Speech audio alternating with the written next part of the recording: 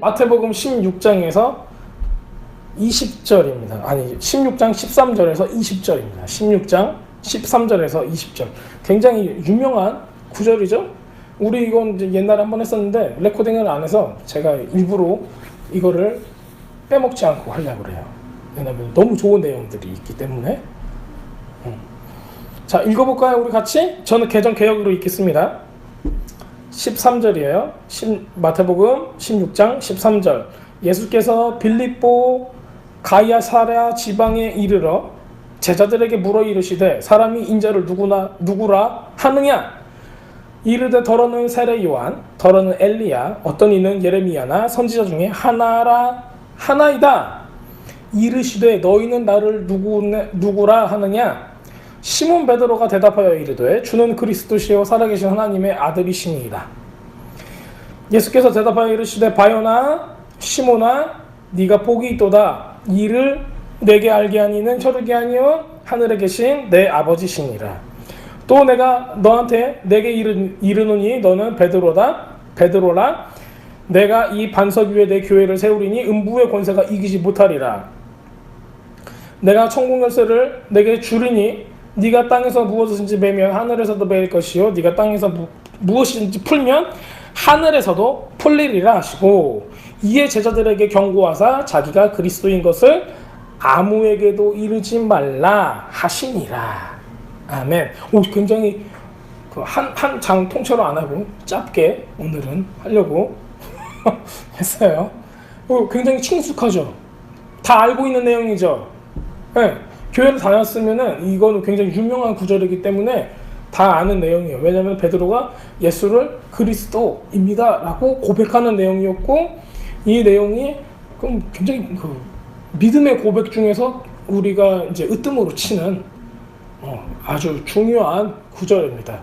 자, 그래서 이 구절을 우리가 이 본문을 살펴보면서 이것이 우리가 좀 빠진 부분이 있는가, 그 다음에 우리가 정확히 어떤 부분들을 알아야 하는가, 이런 부분들을 우리가 알고 넘어가려고 합니다. 자, 성경을 보실 때는 항상 우리가 잊어먹지 말아야 할 부분들이 있어요. 그 부분이 뭐냐면은 앞뒤 전후 관계예요. 앞뒤 전후 관계. 어떠한 세팅, 어떠한 배경에서 이 본문이 나오는가를 알아야 돼요. 그래야지 명확한 그 의미를 알 수가 있습니다. 이제 이 전에 뭐 15장 이 정도로 보면은 그 가나안의 여자들에 대해서 뭐 두로와 시돈 지방에 있는 가나안의 여자, 그리고 이야기가 나오고, 그 다음에 예수님께서는 다시 갈릴리로 돌아와요. 그래서 갈릴리 바다에 있는 것도 4,000명 먹이시고, 이제 사람들한테 예수님께서 음식으로 그들을 만족시킬 수 있다라는 걸 이렇게 보여줍니다. 그럼 이제 갈릴리 북동쪽은 아직도 이방인의 영토예요. 근데 거기서 4,000명을 먹이신 거예요. 그럼 이방인들이 먹었다는 거예요. 네. 그 5,000명은 그 믿는 사람들이었죠. 네? 근데 그 4,000명은 이방인의 영토에서 먹였기 때문에 이방인들조차도 먹이신다라는 걸 보여주는 거예요. 이렇게 짧게 막 서론 얘기하듯이 이 부분을 제가 얘기하지만 굉장히 큰 의미를 담고 있습니다. 그러나 오늘 이게 본문이 아니기 때문에 제가 홀딱 넘어가겠습니다. 그럼 예수님께서 다시 유대인의 영토, 즉 유대 지방으로 돌아왔을 때는 바리새인하고 사두개인들이 하늘로부터 오는 표적을 표적을 구하는 이런 그 챌린지를 맡게 됩니다. 그래서 예수님께서는 너에게 줄 그 사인, 뭐라고 그러지? 사인은 영어로, 한국말로 하면은 표적, 이적은 뭐밖에 없으니 요나의 표적밖에 없다. 그렇게 말씀하시는 거. 그게 무슨 뜻인가 이 사람들 도저히 알지 못하죠. 요나의 표적은 우리는 다 뭔 줄 알죠? 알 거예요. 네, 그럼요. 알아야죠.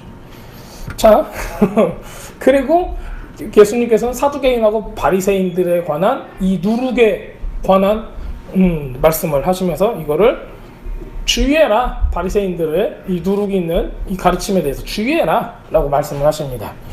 그래서 그 예수님은 이 모든 것들을 다 지내고 나서 온 거가 지금 13절에 보면은 가야사라 빌립보 지역에 오셨다라고 지금 성경은 기록하고 있습니다. 가야사라 빌립보라고 하면은 우리는 이 지역이 어딘지도 모르고 어떤 배경을 가지고 있는지도 몰라요. 하지만 이때 당시에 마태복음은 언제 쓰여졌죠? 그 제2성전이 무너지고 난 뒤에 쓰여져요. AD 65년, 70년 이 사이에 그 제2성전이 무너지고 난 뒤에 성전이 무너졌어. 그러면 유대인들한테는 어떤 느낌으로 다가올 거야? 야, 이거 완전히 우리는 망했구나. 망했구나요. 성전이 무너졌으니까. 이건 메시아가 와도 안 되겠어. 그 혼란과 아픔과 하나님을 믿는 믿음이 다 무너졌다고 생각할 때가 언제예요? 성전이 무너졌을 때인 거예요. 그때 마태복음이 쓰여집니다. 마가복음부터 쓰여져요. 그래서 이제 마태복음은 유대인들한테 더 가까이 가는 모습으로 나오죠. 그래서 유대인들은 마태복음을 읽으면서 성전이 무너진 것조차도 예수님께서는 이미 예언을 하신 거구나. 이것부터 해서 진짜 메시아가 누구신가에 대해서 알기 시작을 하는 거예요. 자, 그리고 유대인들은 가야사라 빌립보가 무슨 지역인지 알고 있었어요. 그럼 우리는 알아요, 몰라요, 지금? 우리는 가야사라 빌립보가 무슨 지역인지 모르는 거예요. 가야사라 빌립보를 구글에서 찾아가지고 구글에 띡 해도 안 나와요. 안 나온다는 게 아니라 뭔가 이게 영적으로 어떤 의미가 있는가는 알 수가 없어요. 그냥 지형적으로는 알 수가 있지만 그 도시에 대해서. 그래서 영적인 의미를 이 도시가 어떤 영적 의미를 갖고 있는가? 왜 예수님께서 여기서 너희는 나는 누구라고 생각하느냐라고 왜 물어봤을까?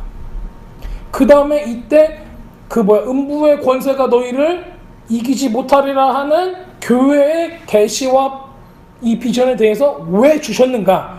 왜 하필이면 이 장소가 예루살렘이 아니라 왜 예루살렘에서 안 주시고? 예루살렘이 좀 더 멋있잖아요. 그렇잖아요. 그렇죠? 예루살렘에서 막 성전에서 앉아가지고 내가 너희에게 교회를 주리니 막 진짜 멋있을 거야. 근데 거기서 안 하고 뭔 듣도 접도 못한 가야사라 빌립보에서 하셨어요. 왜 그 도시에서 말씀하셨을까? 이런 것도 우리가 조금 생각을 해볼 만하죠. 왜냐면 거기에는 영적인 의미가 있기 때문에 우리한테 무언가를 가르쳐주기 위해서 이 지역에서 하신 거예요. 그렇다면 조금 더 이해가 가실 거예요. 자, 어쨌든 예수님은 이렇게 제자들하고 같이 회당하고 마을에 다니면서 가르치세요. 사람들은 굉장히 혼란스러워요. 저 양반이 진짜 메시아일까 아닐까? 엄청 이 혼란스러운 것 가운데 있어요. 지금 예수님의 공생애를 거의 3분의 2 정도 마친 상태거든요. 이 시기로 따지면요. 시작하자마자가 아니라 예수님의 많은 공생애를 거의 3분의 2 정도 마친. 그래서 예수님께서 누구신가를 충분히 알 수 있을 만한 그런 상태, 기적도 그냥 할 만큼 많이 하셨어. 자, 지금 그 상태에서 이제 이 이야기들이 전개가 되는 거예요. 그래서 유대인들과 지도자들과 바리새인들과 사두개인들은 계속 이제 얘기를 하는 거예요. 디베이트를 하는 거예요. 말로 얘기하고 토론하고 그러면서 진짜 메시아인가 아닌가. 사람들은 계속 미궁으로 빠지고, 왜냐면은 몇천 명, 5천 명도 먹이시고 4천 명도 먹이시고 여러 가지 기적도 나타나고 그러는데 사람들한테는 진짜 메시아를 비쳤을까는 우리가 여기서 보면 나와요. 자, 이 땅에 대해서 잠깐 나누겠습니다. 가야사라 빌립보 지역에 대해서 좀 나누고자 합니다. 이스라엘에 보면은 이 가야사라 빌립보가 굉장히 멋진 지역으로, 아름다운 지역으로 나타나고 있어요. 광야도 아니고 사막도 아니고 사해도 아니고 아주 좋은 도시, 멋진 도시, 아주 풍요로운 도시 중에 하나로 나와 있습니다. 이 도시 자체가 산을 끼고 있고 거대한 바위산이 있어요. 그 다음에 이게 꼭 그 바위가 그냥 하늘로 쫙 뻗어 있는 것 같은 굉장히 멋있는 바위가 있습니다. 그 다음에 동굴이 있어요. 동굴이 있는데 거기가 요단강의 물의 근원이라고 불리는 곳이 여기 있습니다. 그 동굴에서 이제 물이 이렇게 나오는 거예요. 물이 지하에서 이렇게 위로 이렇게 스며들고, 왜냐면 우리 이스라엘을 보면은 히스기야의 동굴 또 다른 동굴에서 이제 물의 근원들이 거기서 이제 나오는 것들을 우리가 보게 돼요. 그래서 옛날 그 고대에도 수로를 바위를 깎아가지고 바위 속을 깎아가지고 여기서부터 뚫었는데 여기서부터 서로 반대편에서 뚫었는데 중간에 만날 정도로 굉장히 그런 기술이 발달이 돼 있어요. 이제 나중에 이제 우리가 이제 이스라엘에 가서 탐험을 한번 해봐야겠죠. 네, 재밌는 게 많을 거예요. 자, 그렇게 해서 이제 이런 요단강 강물이 이렇게 나오고 그 다음에 그 강과 시내로 이렇게 흘러들어가는 이런 물의 근원이에요. 이 가야사라 필리포라고 하는 이 지역은 이름이 보면은 앞에 가야사라라고 써 있어요. 가야사라는 뭐예요? 자, 예수님 우리 동전 기억나요? 세금을 내야 돼요. 해서 그 뭐라고 그래요, 예수님께서? 그 가야사가 뭐예요? 황제, 시저. 우리 흔히 얘기하는 시저고 이거를 그냥 가야사랴라고 이제 우리가 읽긴 하지만 시저를 얘기하는 거예요. 네. 그 다음에 시저 필리포라고 한 거예요. 그럼 누구를 딴 거예요? 필리포인데 가야사라 필리포는 가야사라한테 바쳐지는 필리포라는 뜻이겠죠. 그렇죠. 네. 그래서 이 필리포 지방에 있는 이 동굴 입구에다가 뭘 했냐면은 가야사라 성전을 지어놨어요. 가야사라한테 바쳐지는 데디케이션하는 그런 성전. 이 성전은 누구한테 바쳐진 성전이냐면은 그 헬라 신인 펜이라는 헬라 신한테 바쳐지게 된 그런 곳입니다. 그래서 이름은 이 성전 이름은 뭐냐면은 베니아스예요. 베니아스. 이 성전 이름이 베니아스예요.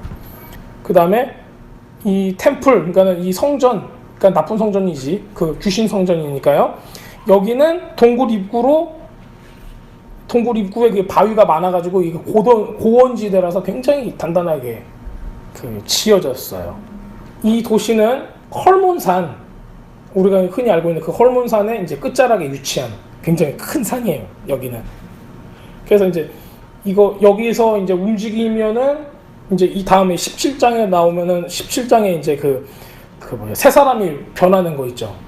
예수님의 하얀색으로 옷 입고 변화산이 이제 그 헐몬산으로 이제 올라가면서 나오는 거예요. 그래서 이제 이게 이어지는 거예요. 이게 헐몬산 자락에 있기 때문에 자리를 옮겨가면서 이제 헐몬산으로 가시는 그거를 보여주고 있어요. 그 다음에 예수님께서 이제 자기가 누구인가에 대해서 이제 계시를 하시는 부분이죠. 그래서 이런 배경들을 우리가 가지고 있다는 것을 알아야 됩니다. 예수님께서 굉장히 직접적으로 내가 누구냐라고 물어보는 구절은 여기입니다. 여기밖에 없어요. 그래서 이제 굉장히 이 부분이 그 메시아에 대한 계시가 어떻게 나와 있는가가 굉장히 중요한 것을 다루고 있는 구절입니다. 마태복음 16장 13절 이제 가야사라 필리포 지역에 대해서 배경에 대해서 설명을 해드렸어요. 그래서 그런 배경이 있다. 이 신 펜 있잖아요. 그 로마의 신 펜이라는 이 귀신은 뭐 하냐면은 거기가 이제 문지기 같은 거야. 어디로 가는 거냐면은 그 이름이 뭐지? 그 지옥의 신? 로마에 나오는 지옥의 신 있잖아요. 하데스. 아이 똑똑해. 지옥의 신 하데스, 그 지옥으로 가는 문이 있어요. 거기. 그렇기 때문에 예수님께서 뭐라고 말씀하세요? 자, 그건 나중에 할게요. 자, 그래서 가야사라 필리포 지역에 예수님께서 오셨어요. 그래서 예수께서 13절에 보면 예수님께서 가야사라 필리포 지역에 오셨을 때 그의 제자들에게 말씀하셨습니다. 사람들이 그 인자를 누구라 말하느냐? 전 지금 이제 히브리 직역 성경으로 지금 읽고 있어요. 아까 읽을 때는 개정 개혁을 했죠. 자, 그래서 이제 우리가 요거를 알아야 됩니다. 우리가 이방인이건 유대인이건 예수님 당시의 사람들은 그리고 그 이후에 초대교회가 있었 당시의 사람들은 이 질문에 대해서 꼭 대답을 해야 됐어요. 예수님께서 스스로 말씀하실 때 너희들은 인자를 누구라고 생각하느냐에 대한 질문을 대답해야 됐어요. 그렇기 때문에 굉장히 중요한 질문인 거죠. 왜냐하면 이제 요 책이 마태복음이 쓰여졌을 때는 유대인하고 이방인들이 다 볼 수 있는 초대교회 때 AD 70년대 쓰여졌기 때문에 우리들은 마태가 던지는 질문이 얼마나 중요한가를 알 수가 있어요. 지금까지도 굉장한 질문이죠, 우리한테는. 자, 근데 표현을 어떻게 써요? 그 사람들은 인자를 누구라 말하느냐? 그래서 인자, son of man이에요, son of man. 제가 지난번에도 말씀드렸을 거예요. 이 예수님께서 스스로를 son of man이라고 부르는 것은 굉장히 중요한 거예요. 왜냐하면 그건 예언을 이루는 거예요. 성경에 나오는 예언을 이루는 거고, 보통 메시아라고 불리는 사람들, 그때 당시에 메시아의 그 후보들이 굉장히 많이 있었는데 이 사람들 전부 다 스스로를 뭐로 불렀어요? Son of God를 불렀어요. 난 하나님의 아들이야 라고 얘기를 했지 Son of Man이라고 하는 사람은 없었어요. Son of Man이라는 이 칭호는 그 우리가 흔히 알고 있는 그 예수님 태어나기 전 그 400년 뭐 예언서들이 안 나왔다는 그 400년에 굉장히 많은 묵신 문학들이 그 유대 사람들한테는 유행처럼 번지고 있었어요. 그래서 마지막 때를 준비하자라는 이런 무브먼트가 막 일어났었어요. 그런 때였죠. 근데 그 묵신 문학 속에 이 Son of Man이라는 표현이 굉장히 많이 나와요. 이게 사회문서에서 발견이 되고 있거든요. 저도 그거에 대해서 공부를 했는데 놀라울 정도예요. 오실 메시아는 스스로를 뭐라고 부른다? Son of Man이라고 부른다.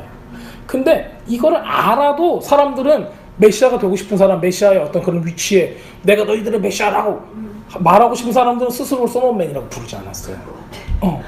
왜? 난 Son of Man이라고 부르고 싶잖아. 난 Son of God, 하나님의 아들이야 라고 부르는 거죠. 근데 오직 겸손한 한 분만 스스로를 Son of Man이라고 부르시는 거예요. 자, Son of Man이라는 이 단어는 다니엘서에서 나와요, 에스겔서에서도 나와요. 그리고 다니엘서, 에스겔서는 무엇 때문에 나오는, 이 표현이 왜 나오냐면 마지막에 어떤 그 묵시적인 하나님 나라의 그 임함, 그 다음에 그 The Day of Judgment, The Day of Rest, 마지막 때 심판 날에서야 드러나는 어떤 이런 부분에 대해서 묘사할 때 그 Son of Man이 등장을 해요. 그래서 인자 같은 이가 가라사대라고 이렇게 나오는 거죠. 호칭과 이 칭호와 이 묘사는 다 예수님을 말하고 있다고 보시면 됩니다. 그리고 어느 누구도 스스로를 Son of Man이라고 불렀던 사람이 없어요. 다 하나님의 아들이 되고 싶어 하기 때문에. 자, Son of Man. 그렇다면 왜 예수님께서는 스스로를 Son of Man이라고 말씀하셨을까요? 예수님께서는 왜 의도적으로 스스로를 사람의 아들이라고 말씀하셨을까요?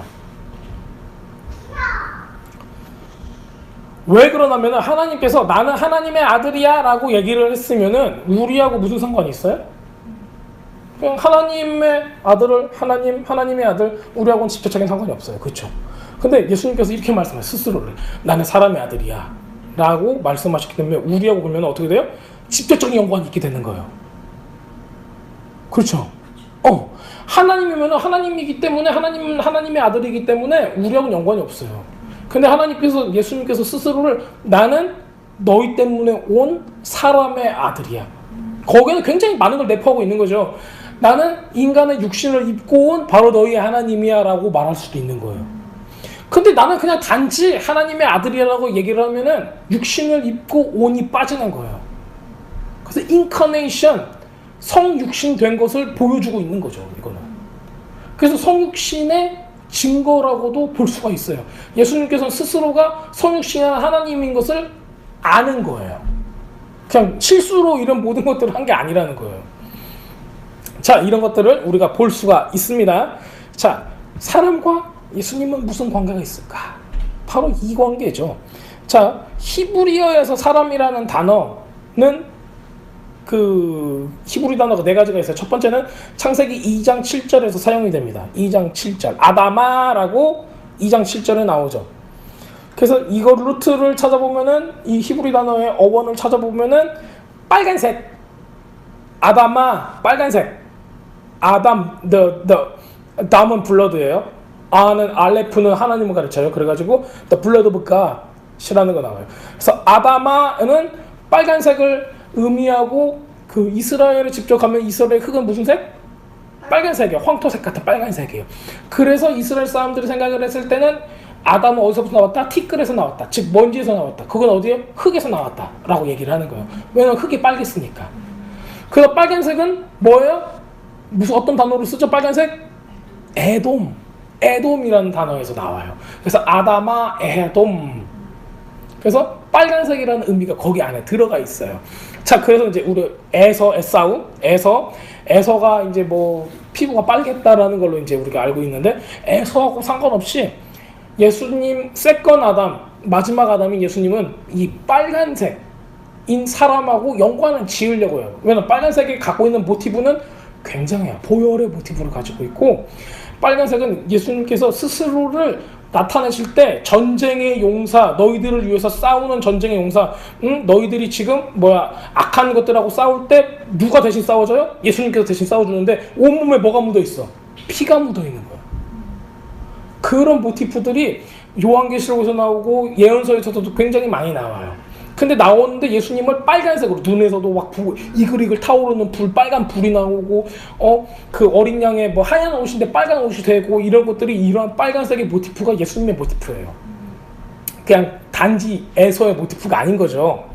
자, 우리 그래서 성경 전체를 바라보면은 스스로가 아다마라고 불리는 거, 인간의 아들 son of man이라고 부르는 거는 뭐냐면은 빨간색의 또 이미지를 예수님께서 보여주고자 하는 게 또 있어요.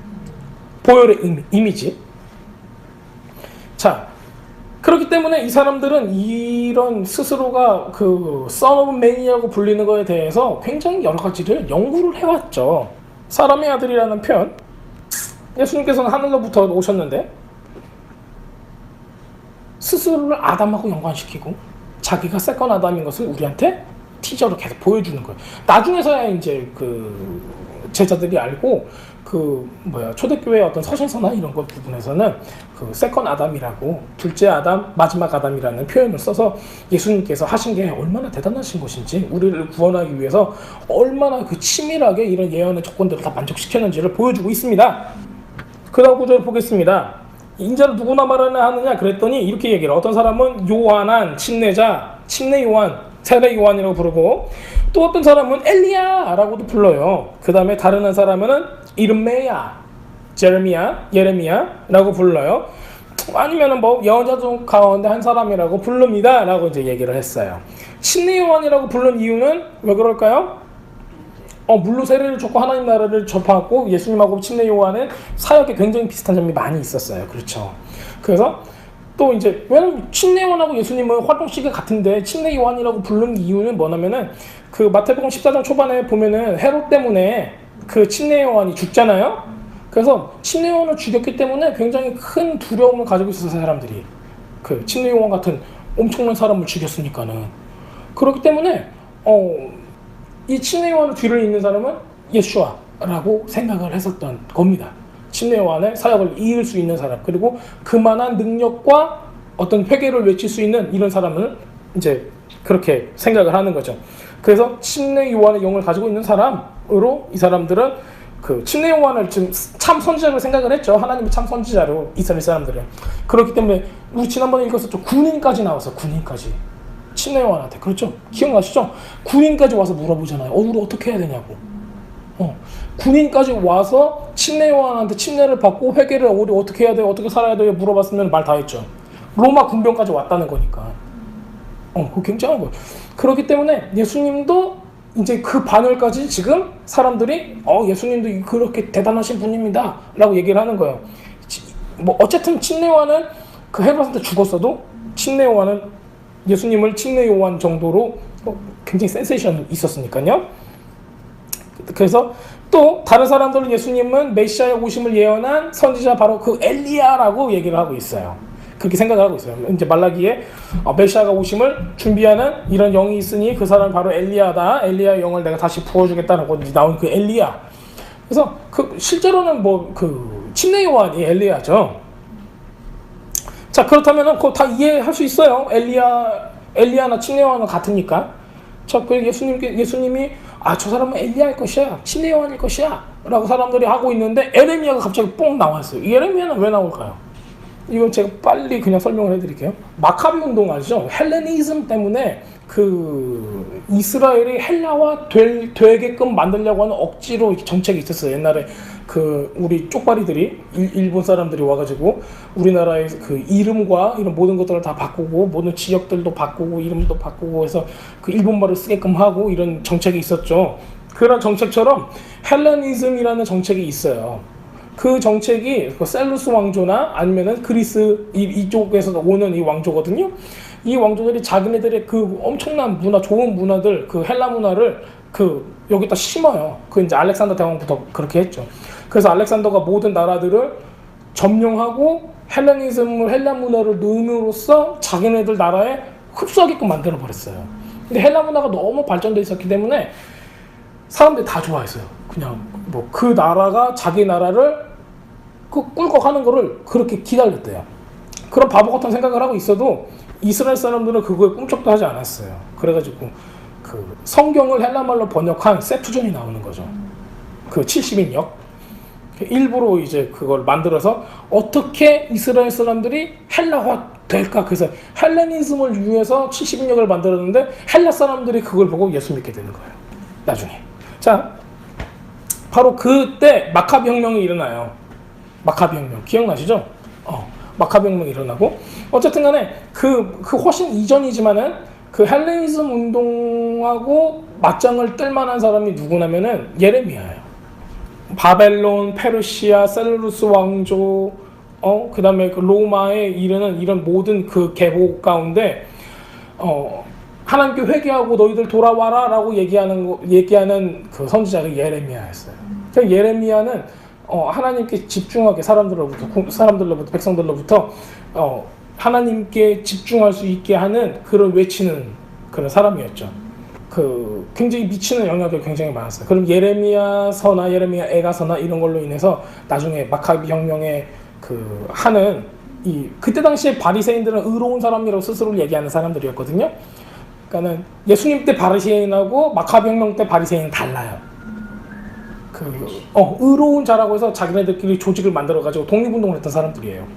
자, 그래서 이 사람들이 다 모티브가 어디서 나오냐면 예레미야서에서 나와요. 그래서 예수님 당시에 예레미야는 이 반열에 올라가 있는 거예요. 침례 요한이나 엘리야나 예레미야까지 이렇게 거기에 들어가 있습니다. 자, 그렇기 때문에 이 사람들 예수님을 예레미야라고 얘기하는 것도 굉장히 추앙하는 그거예요.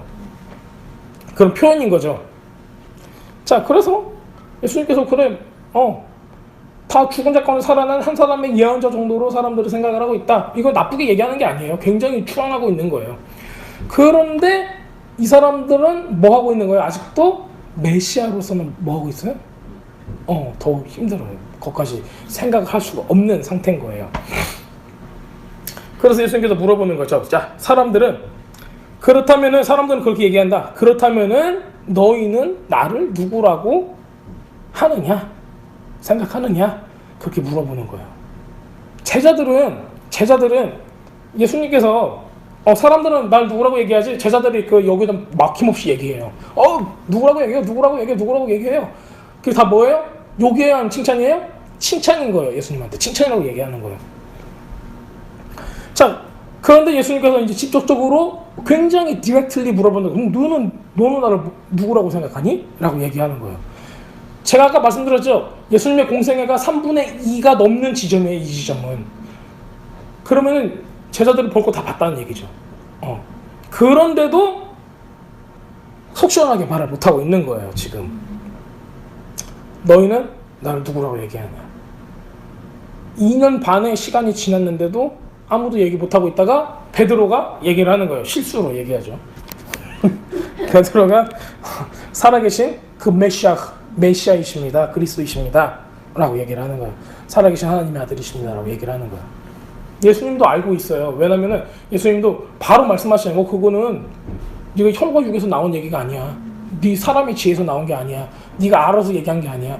하나님께서 계시해줘서 그냥 하나님께서 그거를 가르쳐주기 위해서 나온 거야. 라고 말씀하시는 거예요.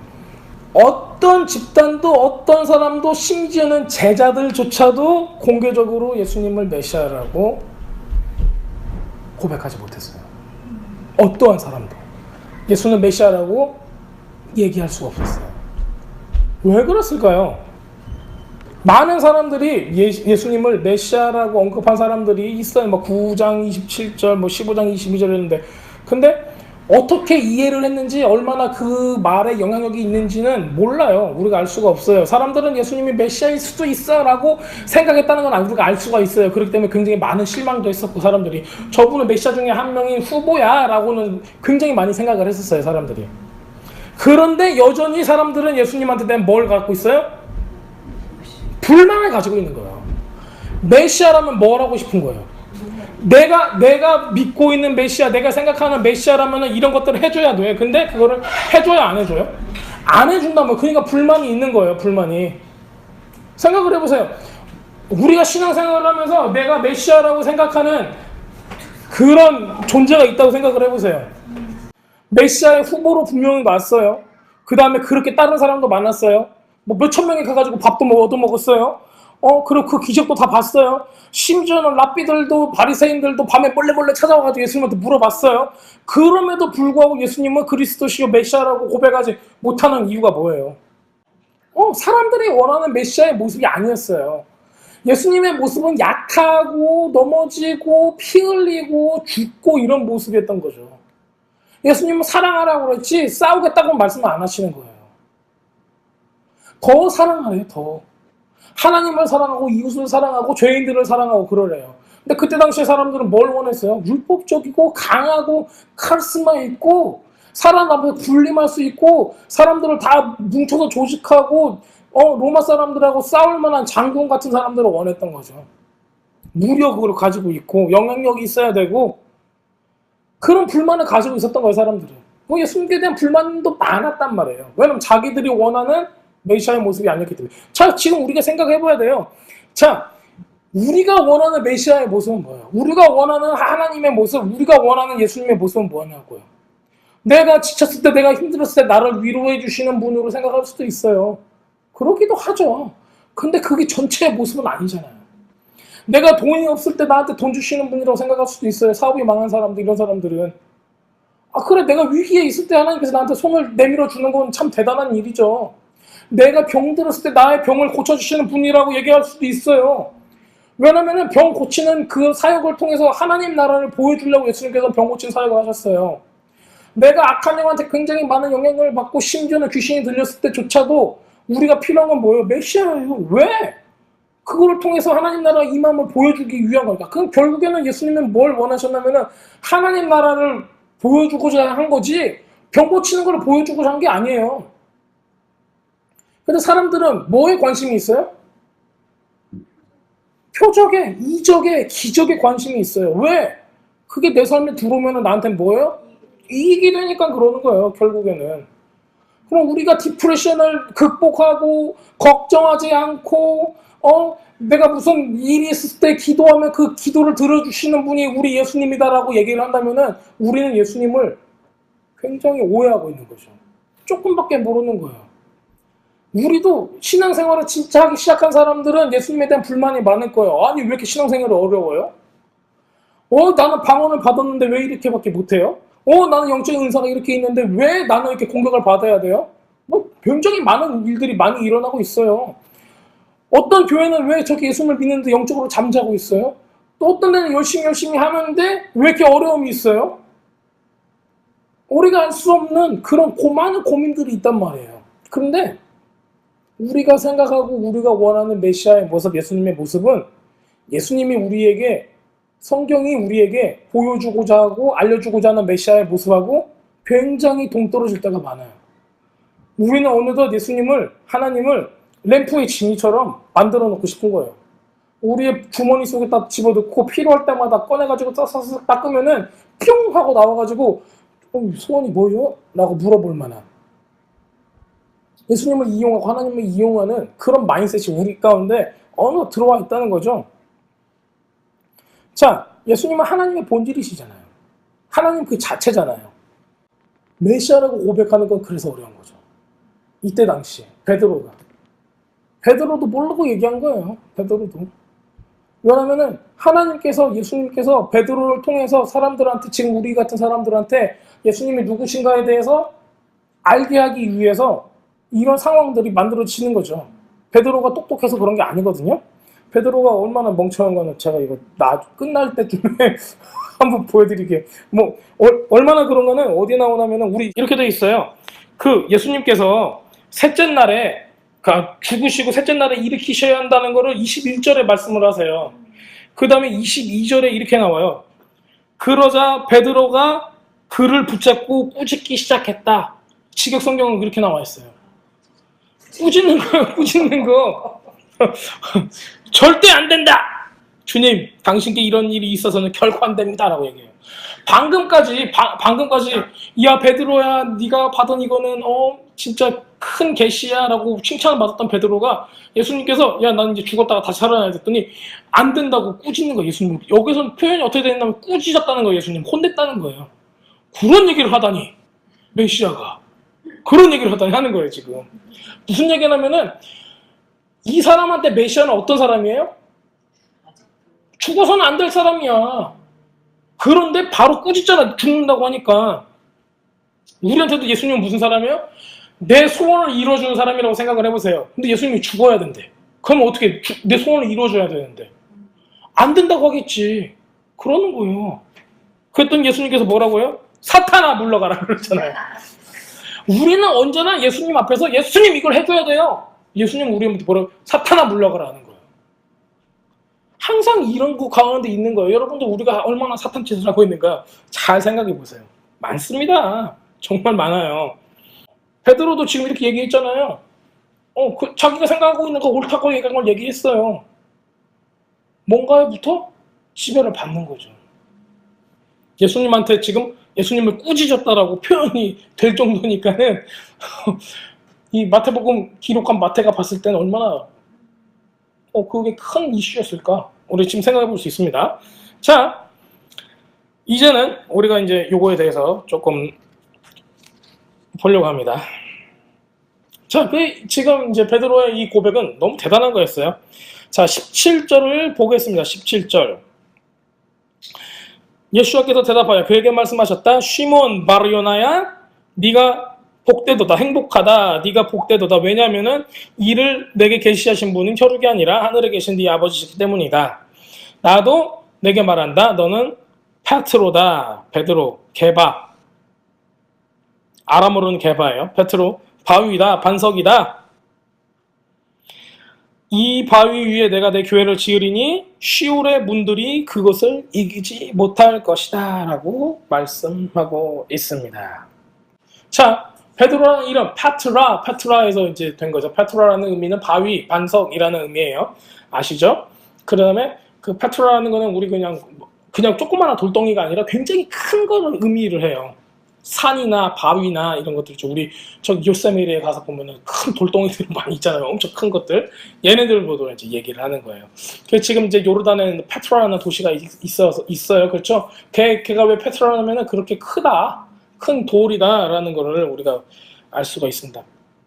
이스라엘 종교 지도자들한테는 베드로는 아무 의미가 없었죠. 그렇죠? 그냥 쫄래쫄래 쫓아다니는 사람이었어요. 그런데 예수님이 메시아라는 이 고백을 한 베드로는 굉장히 다른 사람이 돼요. 왜냐하면 이때부터는 뭐가 된 거예요? 너희는 베드로다라고 얘기를 했을 때, 자, 우리 이거를 얘기하기 전에 다른 걸 얘기할 수도 있는데 이거 잠깐만 제가 얘기하고 넘어갈게요. 베드로가 베드로 전서 후서로 보면은 뭐에 대해서 얘기를 해요? 예수님은 누구? 그리스도지 해야지. 돌하고 연결시켜야죠. 모퉁이 돌이라고 얘기하잖아요. 모퉁이 돌이고 우리 그때 교회론이 거기서 나오죠. 베드로의 교회론이. 그리고 예수님이 모퉁이 돌이면 우리는 뭐가 되는 거야? 하나하나?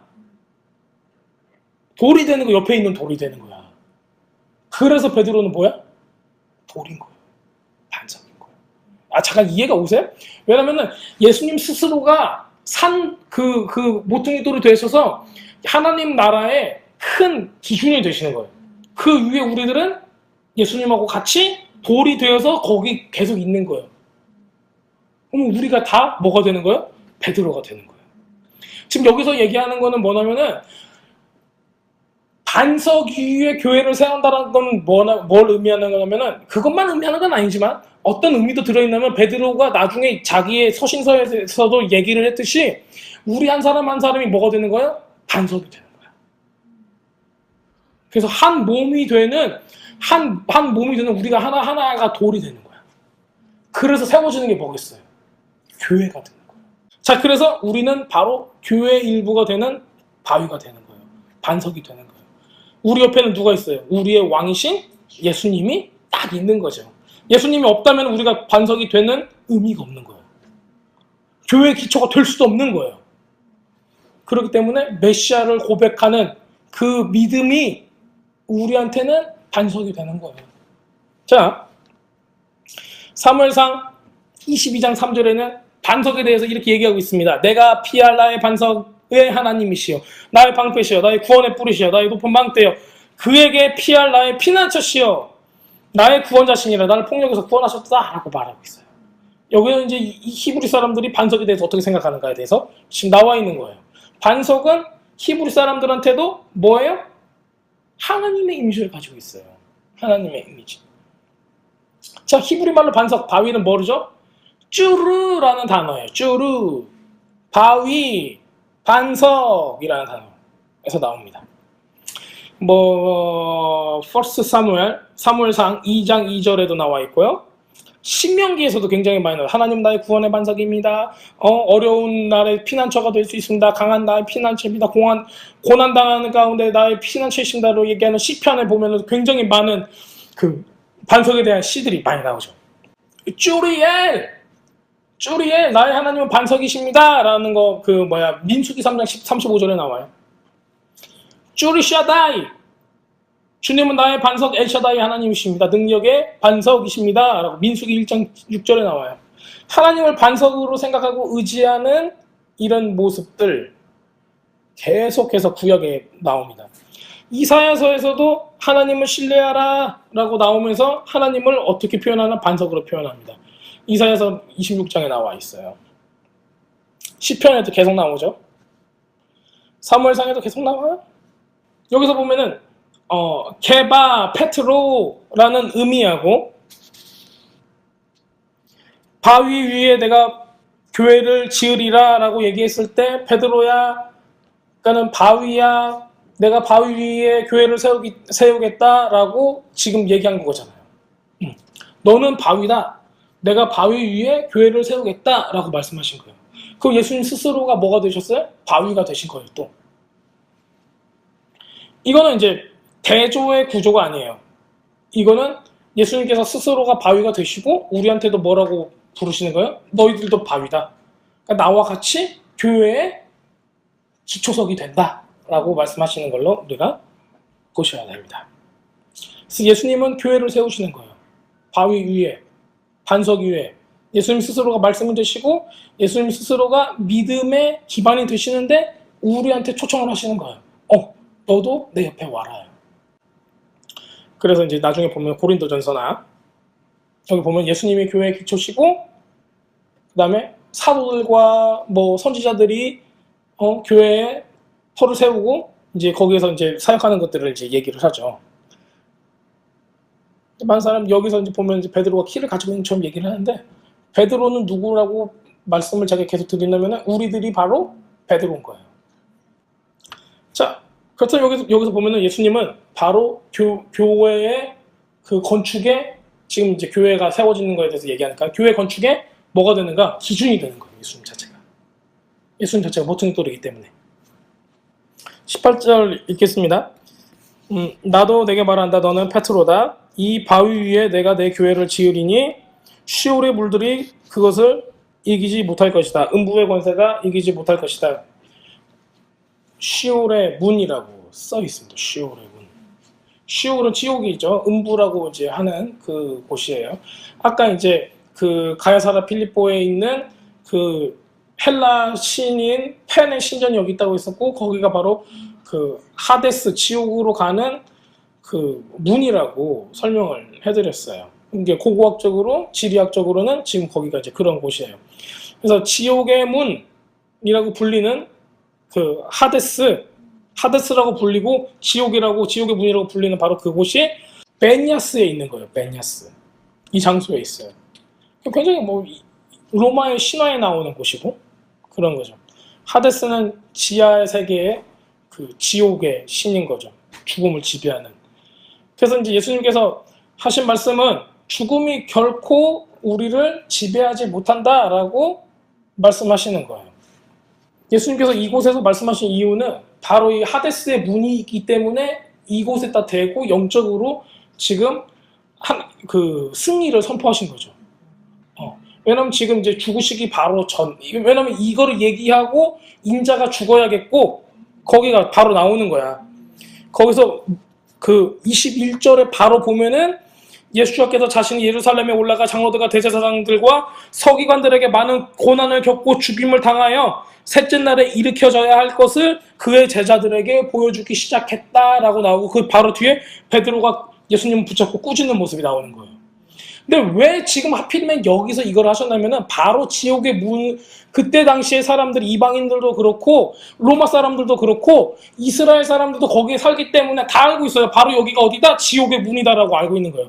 그래서 예수님께서는 제자들을 데리고 지옥의 문 바로 앞으로 가신 거예요. 지옥의 문 바로 앞에서 내가 누구냐라고 물어본 거죠. 거기서 내가 누구냐라고 물어봤을 때 그 제자들이 다 이런 사람이 자기가 원하는 얘기만 다 하는 거예요. 나의 예수님은 이런 사람이야, 이런 분이에요, 나한테 잘해주시는 분이라고 얘기를 했는데, 베드로가 갑자기 하나님의 계시를 받고 얘기를 하는 거예요. 주는 한마시아, 그 메시아이십니다. 그리고 하나님의 아들이십니다 라고 얘기를 하는 거죠. 지금 여기서 나오는 거는, 그래서 예수님께서 베드로, 즉 반석이라고 불리는 바로 교회의 구성원 우리 한 사람 한 사람한테 너는 반석이다, 너는 베드로다라고 얘기하고, 내가 반석 위에 그 하나님을 믿는 믿음과 말씀 위에 내가 너희들을 다 교회로 세우겠다. 그리고 내가 거기에 모퉁이 돌로 기준이 되겠다. 내 옆에 다 와서 붙어라. 그리고 내가 그 교회를 지으리니 시오로의 문들이, 즉 하데스의 문이, 그 지옥의 문이 교회를 이기지 못하리라고 얘기를 하는 거예요. 그리고 예수님 스스로도 지금 뭐가 되신다는 거예요? 나도 죽음이 나를 삼키지 못한다는 거예요. 스스로도. 그래서 예수님께서는 이 죽음의 문 앞에서 제자들한테 내가 누구인가, 지옥의 문마저, 지옥의 권세마저, 죽음의 권세마저 내가 다 입을 다물게 만들 수 있는, 지옥의 문마저 문을 닫아버릴 수 있는 바로 그 메시아라는 걸 보여주는 거죠. 그래서 죽음의 권세도 내가 지금 이긴다는 것을 사람들한테, 제자들한테 선포를 하는 거고, 지금 사탄이 앞에서도 지옥의 문이 닫힐 거를 얘기를 하는 거예요. 그래서 여기는 굉장히 전략적으로 예수님께서 이 장소에 가셔서 지옥의 문 앞에서 내가 세우는 교회, 즉 말씀 위에 있는 교회, 예수님께서 기준이 되어서 거기에 연합하는 그 교회 앞에서는 죽음의 권세도 함부로 할 수 없음을 선포하는 거예요. 자, 그렇다면 우리가 두려워할 건 뭐예요? 두려워할 게 없다는 거예요. 죽음마저도 우리가 예수님 옆에 있는 한 아무 영향력을 우리에게 끼칠 수가 없다는 거죠. 자, 죽음이라는 거, 저는 내일보다 죽을 게 아닌데요, 죽음이 왜 나하고 무슨 상관이 있어요? 라고 얘기할 수 있는데, 여러분도 디프레션 되고 힘들고 삶이 왜 이럴까 하는 모든 것들, 생명이 아닌 것들이 있잖아요. 뭐예요? 죽음이에요. 그게 왜 요즘에 무슨 어플리케이션으로, 미국의 10대 애들이 그 어플리케이션을 하다 보면은 수어사이드 게임이 있대요. 자살하는 게임. 그래서 어플리케이션으로도 이렇게 하면 죽을 수 있어 라고 막 거기서 하는 거예요. 그래서 사람들이 너 이런 느낌을 느껴, 그럼 넌 죽어도 돼, 이런 식으로 나오는 거예요. 그래서 자살을 무슨 게임하듯이 하는 세대가 되어버렸어요. 굉장히 이제 그 이슈가 되는 거죠. TV 프로그램이나 TV 쇼 같은 데서도 자살을 좀 쉽게 유발할 수 있는 그런 프로그램도 생겼었고. 자, 믿는 사람들은 뭐예요? 생명이래요. 생명. 우리가 지금 주님 앞에서 이 생명을 받을 수 있고, 그 다음에 이 죽음의 문, 지옥의 문을 닫아버릴 만한 능력이 있다는 거예요. 그래서 예수님께서는 이 장소에서 굉장히 전략적으로 우리에게 그 메시아에 대한 계시를 우리한테 보여주고 있습니다. 그리고 바로 교회가 무엇인지에 대해서도 알려주고 있죠. 자, 그렇다면은 이 시오로의 문을 꽉 닫아버릴 만한 게 뭐예요? 우리 삶에서 그냥 우리만 구원받고 되는가? 그 문제가 아니라는 거예요. 자, 보겠습니다.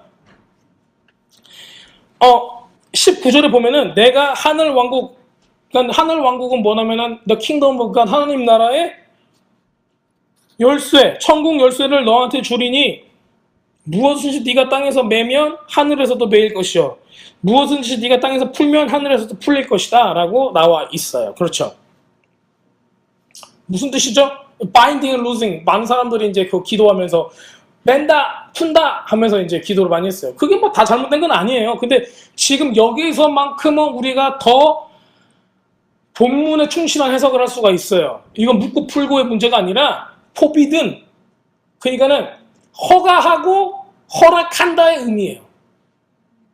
허락하고 허가한다. 여기서 보면 아사르라는 단어가 bind라는 거고 히츠르라는 단어가 loose예요.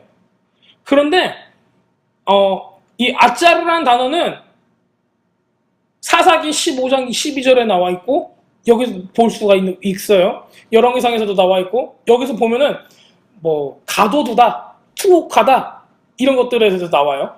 밧줄로 묶어버리다 이런 걸로도 지금 표현이 되고 있어요.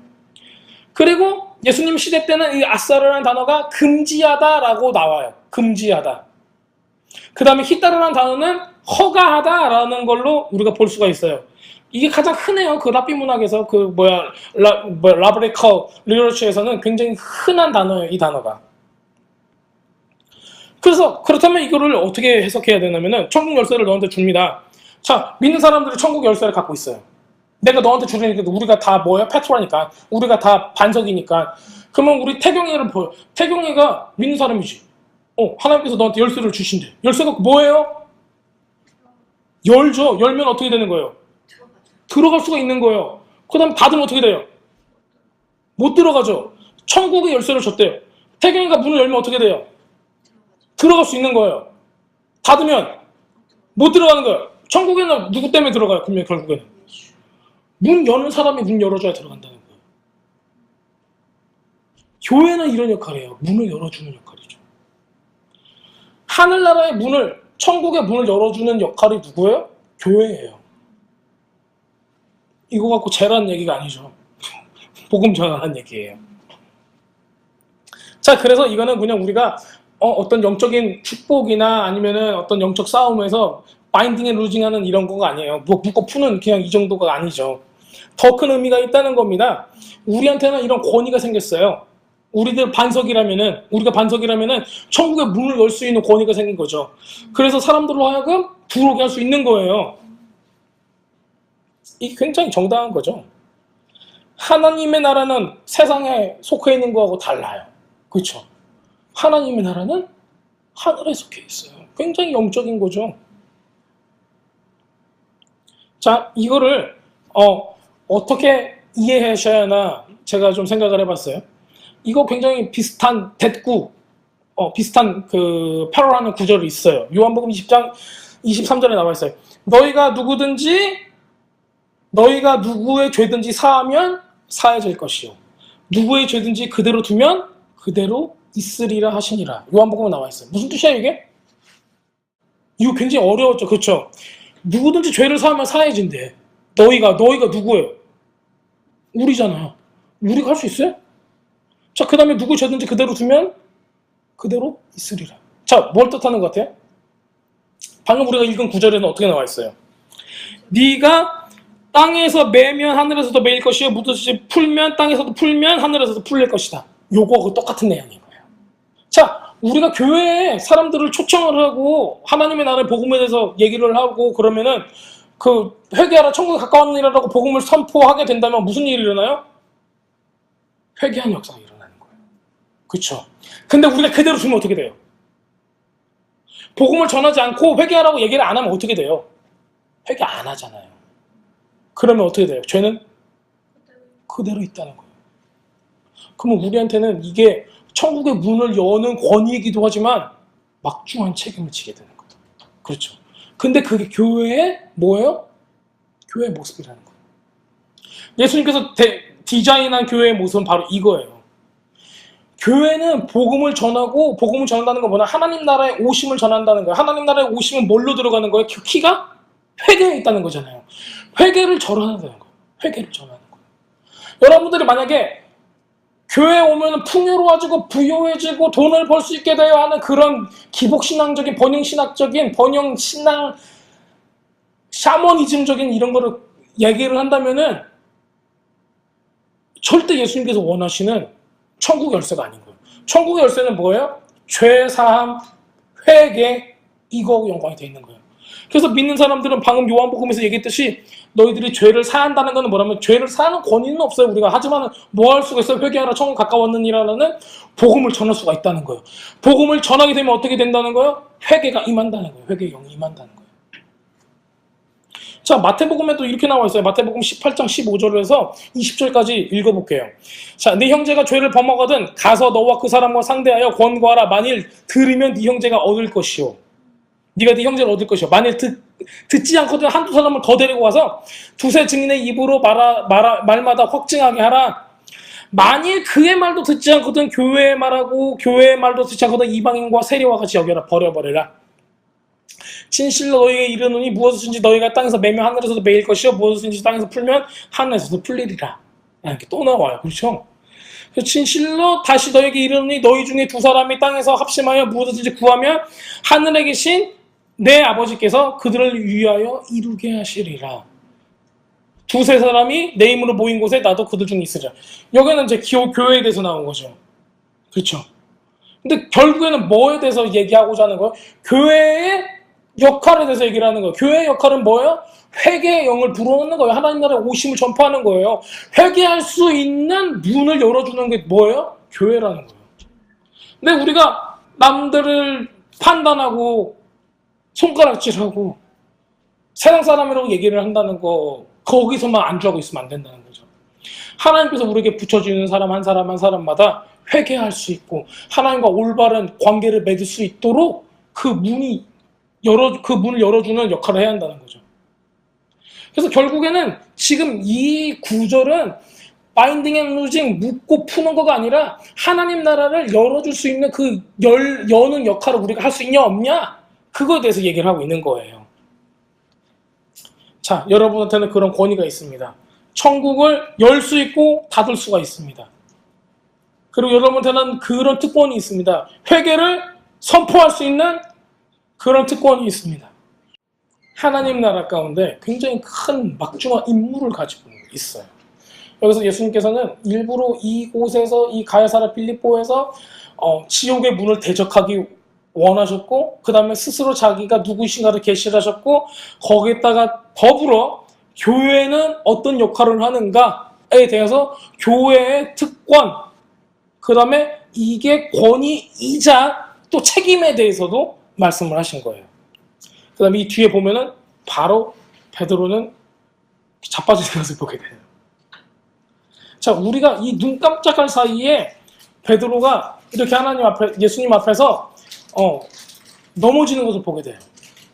우리가 진짜 교회라면은 어떤 역할을 하는지 그저 우리의 유익을 위해서 묻고 푸는 그 정도의 기도가 아니라 그것도 참 대단하지만 진짜 하나님 나라의 그 통로의 역할을 얼마나 우리가 감당할 수 있는지 많이 생각해보고 우리의 마음을 좀 바꿔봐야 할 그런 시간인 것 같아요.